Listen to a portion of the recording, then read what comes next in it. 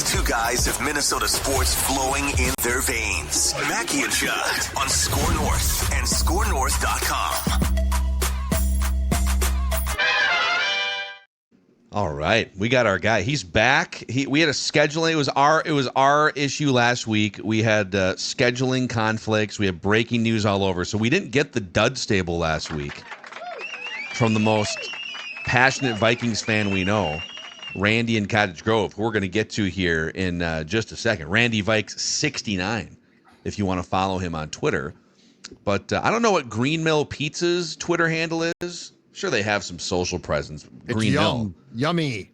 Yeah, that's what it is, with like 14 different M's. But yeah, Green Mill Pizza, that iconic Green Mill restaurant brand that Minnesotans have known for a long time. You can now get those tavern-style pizzas in your freezers. Extreme Supreme, Il Primo, hand-tossed pepperoni, meat lovers. So good.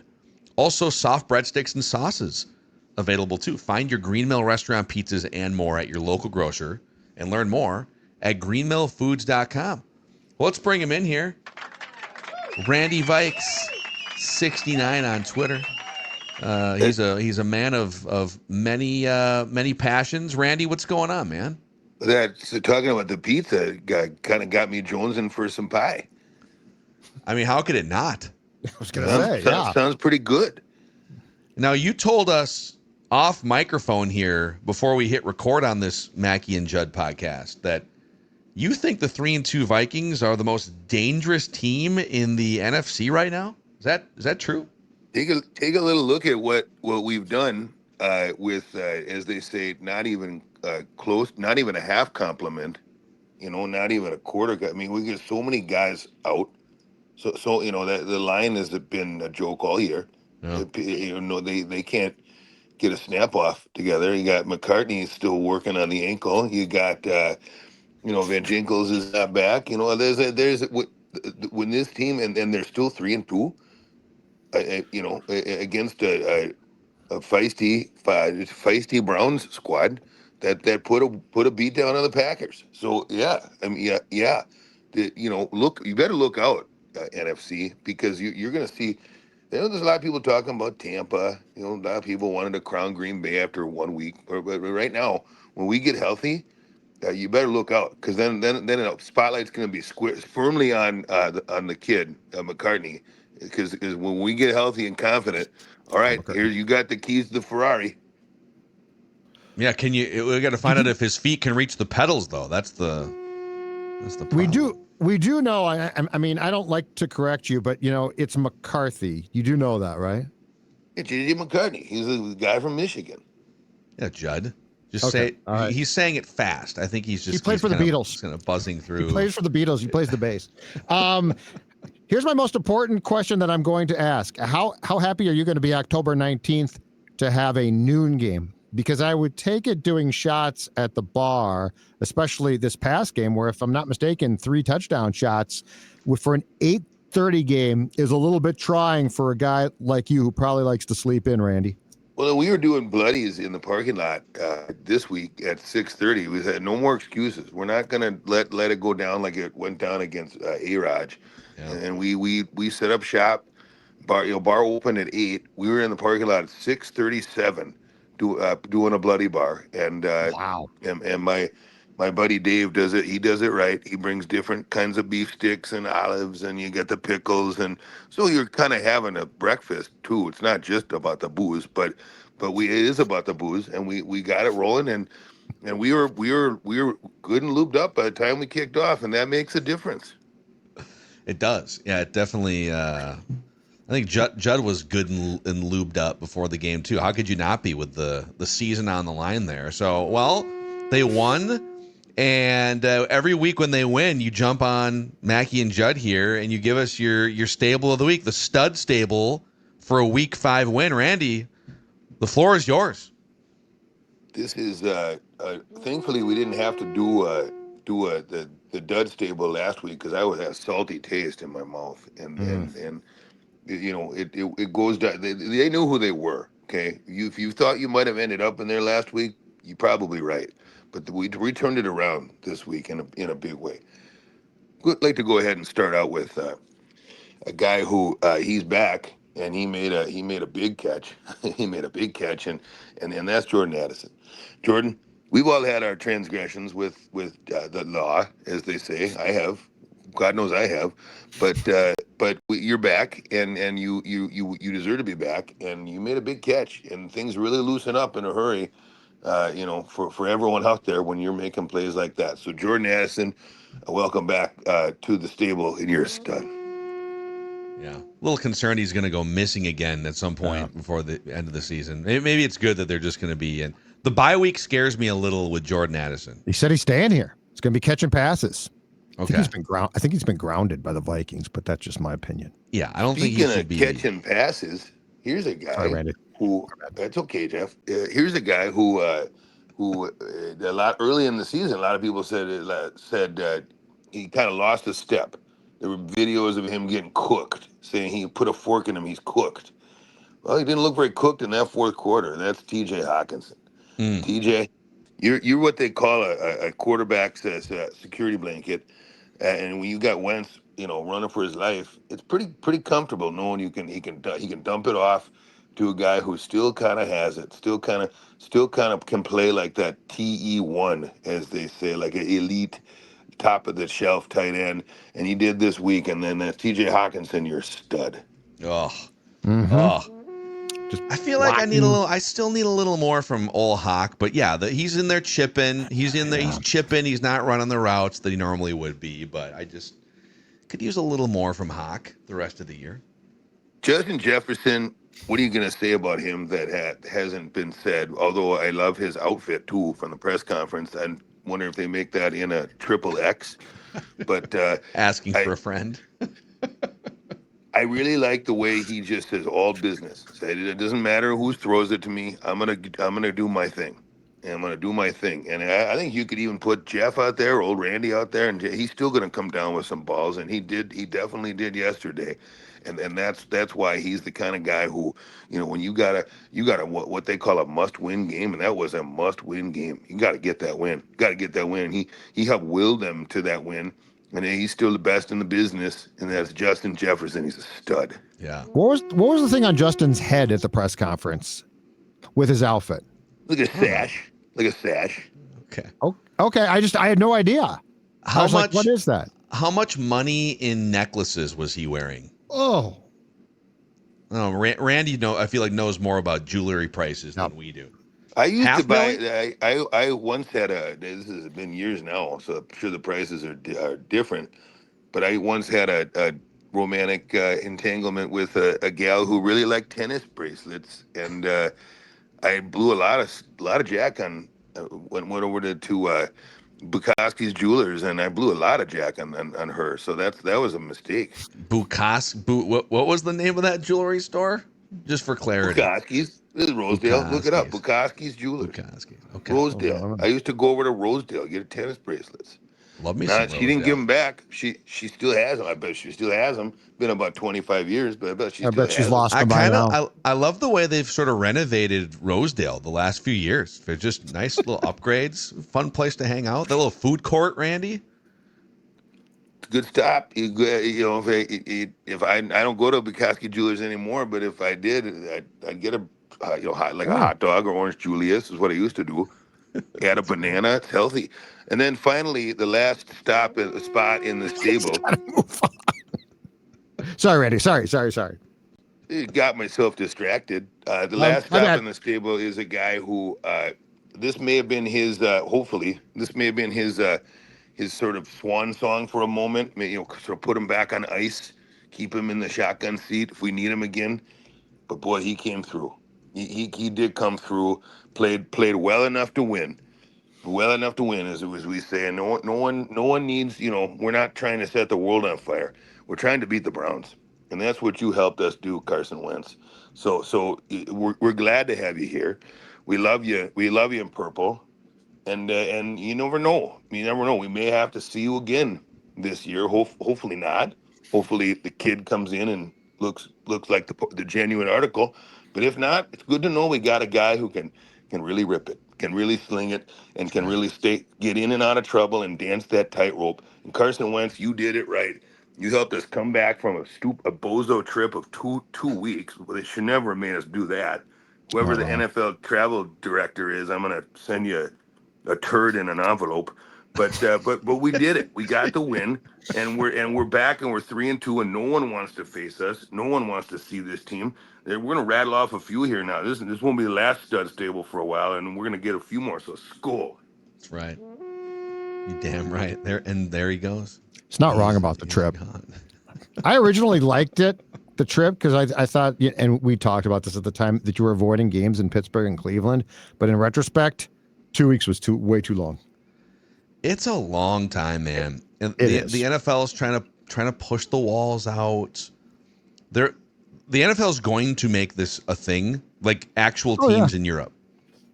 Yes. It's not going to be next year, but there's going to be NFL teams, and I say teams because I think logistically, sorry, I'm flying the YouTube plane here, and let me put us up there side by side. Sorry. Sure. Yeah, I think, but there's also been this debate too about the camera wire. Have you been following this? That the NFL is saying they have no evidence that kick hit the camera wire. I saw that. Yeah. There's a bunch of footage that shows it looks like the ball hitting the wire and the wire wobbling. But then there's some other people that have looked at like the all 22 and have said, no, the wire is very clearly behind the play. But the fact that we're even like debating that is, well, it's ridiculous. If the NFL is going to have teams there, so there's a few things here. Number one, if the National Football League is going to expand there eventually, which I think that's the goal, they need to build stadiums for the National Football League. Correct. Like I don't want you going into soccer stadiums anymore. So like there's a lot of things that would need to change, but I'm just saying, for like right now, to have an entire team go spend 2 weeks in a foreign land and you're practicing at these weird different places, like it's a really cool experience, like as far as the human experience. But football is not about being human. Football is about maximizing opportunities to win games. Like I don't need you out and about. And look, in retrospect, the Addison thing, probably like something like that is going to happen. And the problem there is if he disappears, which he did, you're in outside London. Like if you can't find him here, it's bad enough, but at least you can contain it. Like what's your security there? I don't know. There's just a lot of things about it that I didn't think about that I'm willing to bet O'Connell regrets it. But of course, I think the league makes these guys say, we want to thank the people, like every press conference. Oh, we want to thank the hospitality. Look, this is not about hospitality. This is not about making people feel good. This is about trying to win games. And if you're a coach, that's all you care about. The league cares about the dollars. Well, could you actually argue that despite all the different little hiccups and Jordan Addison going missing and the Vikings ravaged by injuries, unable to work out players or get play, that's the other thing is, when you're over in Dublin and London and you suffer major injury issues, you are bringing like practice squad players over. But if you need to go pick up players from outside the organization, it's hard. They got one practice. They signed one guy for the second game, and I think that they got him on the practice squad and flew him over. But yeah, as far as like, hey, let's go take a look at 5 players on the off day. Yeah, you can't do that. But could I argue that, because correct me if I'm wrong, but those were 2 road games flipped to neutral site games, right? That's what that was supposed to be at Pittsburgh and at Cleveland, and I think that was part of the enticement for the Vikings. They could have probably forced the Vikings either way, but they're saying, listen, we're not going to take away a home game. We want to push this forward and see if someone would be willing to do 2 back-to-back weeks in 2 different countries. Yep. And to do so, we will take 2 road games off your plate, and they will be neutral site games. One of them, I think the Steelers, by and large, had more fans, but the Vikings fans, according to the Purple Daily Eventline guest, said outnumbered Browns fans in London. Yep. If you were to have said at Pittsburgh, at Cleveland, if they weren't playing in Europe, Vikings are going to split those games 1-1 against that Browns defense and against the Steelers, I would have said, oh, road games? I'll take the 1-1 there. I'll just take the 1-1. I don't expect them to win both those road games. So I think they actually kind of came out ahead schedule wise by just finishing 1-1 and getting out of Dodge without I guess having Jordan Addison on the flight home is the win after. Yeah. 1-1. I just think in retrospect, one game is fine. Now, the Jaguars have played back-to-back games in London. This was the first time that a team went and played 2 games in different countries, but it felt like a lot. The McCarthy problem, too, and I mean, we won't find this out, but so they decided to take him, right? Because they thought at some point he could practice, which, by the way, he didn't. Here's my question, too. How good is the treatment there? So like you got your doctors and stuff, Yeah. but at TCO, you've got your medical, your tubs, all of those things. So there's just a lot of things there. It just felt like, and from the people I talked to who went, it was just a lot. It was just a lot, but they found out. And to your point, they didn't get swept. So that is a good thing. Yeah. Before we get to statements here, and I've got one, a hilarious tweet, Vikings related, that came across yesterday. That's going to be part of my first statement. Here's a statement. MSP Plumbing, Heating, and Air Conditioning is here to make sure that your house is warm as the cold weather months approach. Absolutely. And guess what? This month, it's getting cold outside, right? MSP Plumbing, Heating, and Air is here to ensure that your house is nice and toasty and stays comfortable all season long. Trust the experts in plumbing, heating, and air. MSP is your local Carrier dealer, delivering quality and reliability. This is the perfect time to get your HVAC system checked, folks, before the cold really hits. Scheduling a tune-up now helps prevent those unexpected breakdowns during the peak of winter when it's hard to get in on a schedule. Carrier, by the way, is a leader in innovative, reliable HVAC technology, known for energy and efficiency and durability as well. When you choose Carrier, you're investing in a system that keeps your home comfortable and saves you money on bills. Again, check out the website, call msp.com, or give them a call at 615-4292, a place that you can trust along with Carrier products, which are fantastic. Call msp.com. Make sure your house is ready to go for winter. Thanks to Park Dental for helping to power the Mackey and Judd show and for cleaning my teeth a couple weeks ago. Went in, no cavities. Who's got 2 thumbs and no cavities? This guy right here. Park Dental, 50 years of experience cleaning teeth for people in Minnesota and Western Wisconsin. They've got locations all across the metro area. So likely within minutes of wherever you work or live, there's a Park Dental. Many practices open at 7 a.m. and most are open until 8 p.m. They accept most dental insurance plans too. So they also have Saturday hours regularly typically for children. So just super convenient for your whole family. You can schedule your checkup at parkdental.com. That's parkdental.com. And Running Aces. Running Aces is one of the most fun places to spend just a fun night or even a weekend because they've got a hotel attached. Not your typical casino scene. Park Dental. Park Dental is also bright and smoke-free, but Running Aces is bright and smoke-free and energy-filled, and they always have a ton of fun upcoming events. It's a great poker room, by the way. I used to play a ton of poker there, and looking forward to. We're working on a way for me to maybe make it a thing to get back into poker after like 12 or 13 years off. Used to be a huge part of my life, and they have an incredible poker room. They also have blackjack. They've got bingo now, starting back up a couple weeks ago.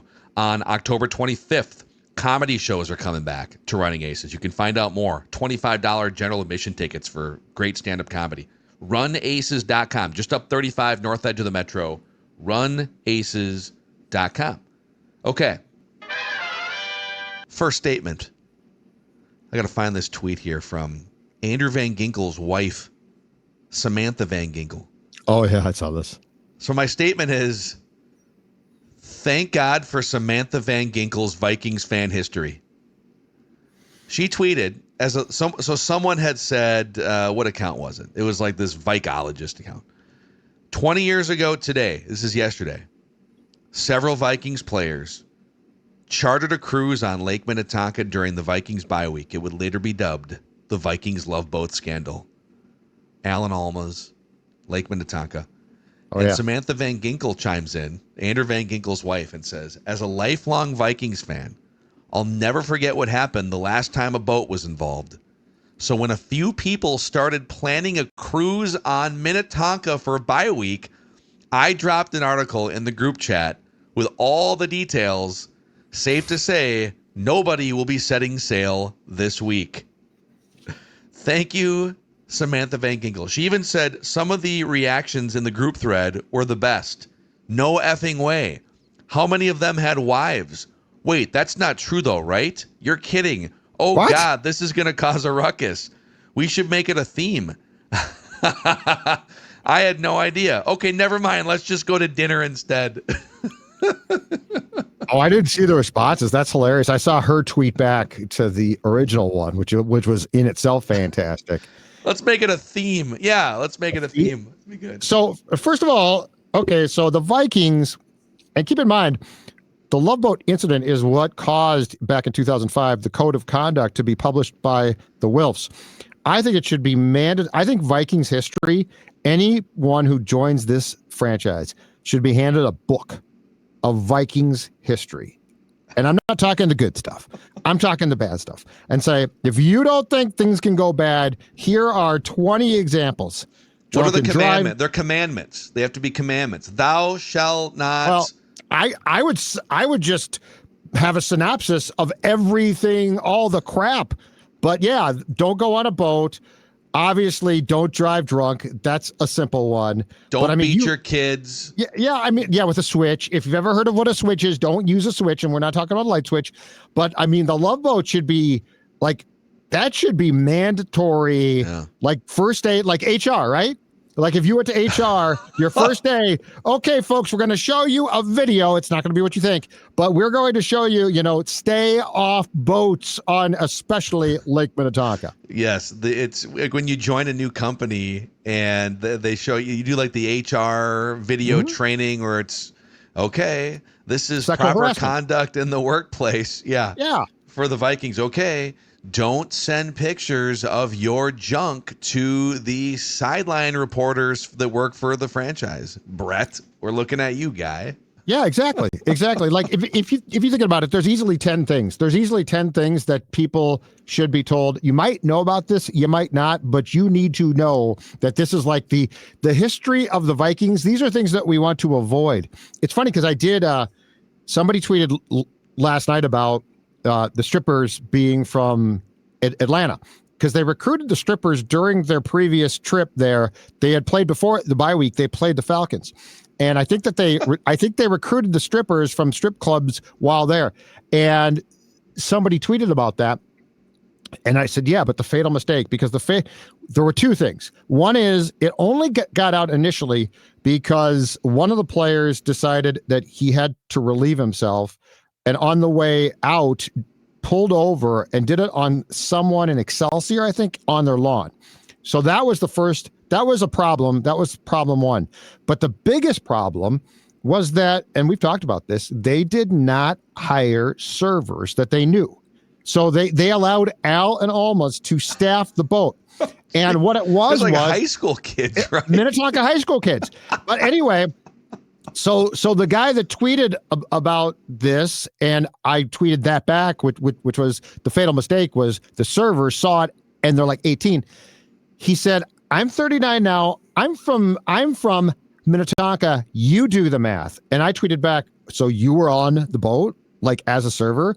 And he claimed that he was. Oh man. So I said, "Okay, were you involved?" Because back then, we found at least one server who was on the boat, and we tried to talk to her, and we actually went to the kid's house. Her dad got the door. Like she was 18 or something.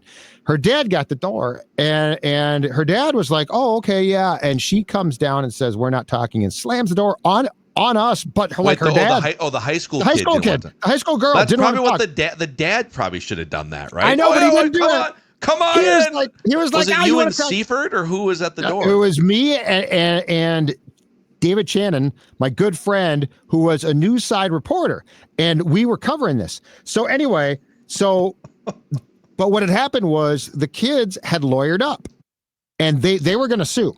So I tweeted this guy back. I said, "Were you part of the lawsuit?" And he said, "No." He said, "I didn't care much. I saw a lot." But then he claimed, if you only knew what's happened with some very high profile folks through the years in boats on that lake, you could bring everybody down.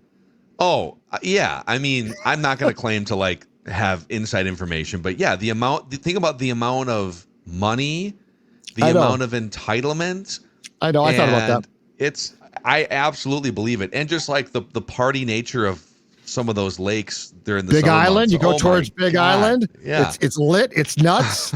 But anyway, I thought that was funny. He's like, you could bring a lot of people, a lot more people than Fred Smoot and, Culpepper down if you knew what occurred on Lake Minnetonka. I just love that you guys are just doing your job as reporters. You're going to get permission from the parent. I love that the dad's like, come on in. You guys want a beer? Yes. And the The kid's dad like, wanted to what talk. are we doing? And the kid's like, well, but I think in retrospect, too, the lawyer the same lawyer represented Alan Alma's and the kids. And I think he had said, just don't talk. And I don't know. You know what I don't know to this day? Was there a settlement? Because those kids on the one boat saw a lot. A lot. There's plenty for if there's younger Vikings fans that don't really know what we're talking about. Fred Smoot did like a Yahoo narrated thing, right? A few years ago. It was like 10 years ago. It might have been. I think it was maybe the 10-year anniversary, but just Vikings Love Boat 2005. Imagine if this week, if a bunch of prominent Vikings players that you love, you wear their jerseys, they're very wholesome, family-friendly players, rented strippers from Atlanta and did all sorts of adult things on the boat. and did not get servers that they trusted or knew. Always hire your own help when you're running a love boat. Thou shalt. What's funny about this entire thing? The Minnesota Vikings. Now I covered the Packers in 03 and 04, and I will say they were at that time trending towards where this league is now, like as far as the business goes. But the Vikings were such a ma and pa shop that the Minnesota Vikings 2005, not on the field as much, but off it might as well have been 1967. Yeah. You could media could just kind of walk in and around the building, right? And just, it was very loosey-goosey. Everything about it was just so bush or minor league, not bush league, but it was if you remember the Winter Park by that time, run down, dilapidated, the Metrodome, just the whole sort of culture. And it was a direct result of the fact that Red McCombs didn't put a penny in. And I think if you ask the Wilfs now off the, probably not on the record, but if you asked the Wilfs now, when you bought that team, did you have any idea what you were buying? The response would probably be no. We had no idea that it was that poorly run from the top, from Red. They're very corporatized now, but not in a terrible way. I feel like the Vikings, I don't know if I'm going to explain this the right way, but I feel like the Vikings have done a great job of necessarily corporatizing their organization, but with a human touch. There's that's because O'Connell's really a great front face. Yeah, I think it helps. And even the Wilfs are likable enough, like Mark and the spokespeople. So, but that was 20 years ago this week. Do you have a statement? Yeah. Here's my statement. And I've waffled and wavered on this, but my statement is, and it is, this statement's tinged with some recency bias. This might now be my favorite time of year in sports. It's great. Now, I used to argue March, but here's where I've changed a little bit, okay? And I'm not sure if you agree with this or not, or have the same feeling. I feel like it's still fun when it starts, but I feel like the NCAA basketball tournament has lost a lot of the luster it used to carry. I used to love that first couple days, and don't get me wrong, it's still fun. They're still fun, but it's not what it once was, in my opinion. And it sounds like they're talking about going to 76 teams now. I don't know. It's been diluted. Wow, dude. It's been. But if you look at right now, okay, we've got playoff baseball, which I know the Twins stink, but remains fantastic.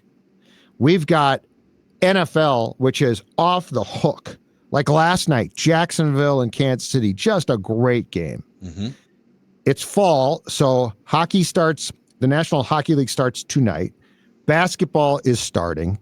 This time of year is just so much fun. It's great. Yeah, you get, and football's ramping up now that you've got a lay of the landscape too. You've got the games start to mean a little bit more. I love college football I was gonna say, Saturdays. yeah. It's Yep. so much fun. I love Agreed.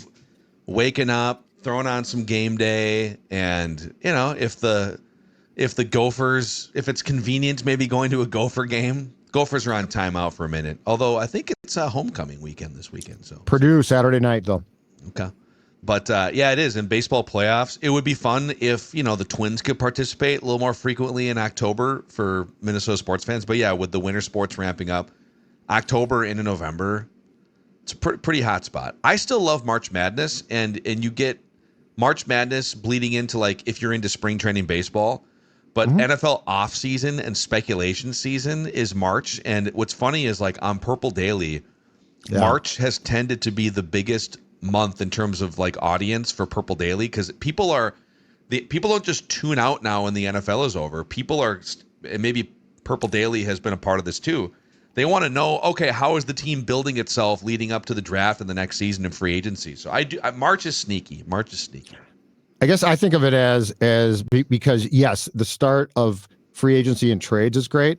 I guess my thought is I think of that less though as like active sports. Like it's a great time of year to speculate and talk about things, but I'm saying I think because the NCAA basketball tournament in my mind has lost a bit of its luster, I see this as the best time of watching sports that are being played. But yes, the NFL in March, like when baseball comes back from their inevitable lockout, one of my biggest goals has nothing to do with the actual game itself.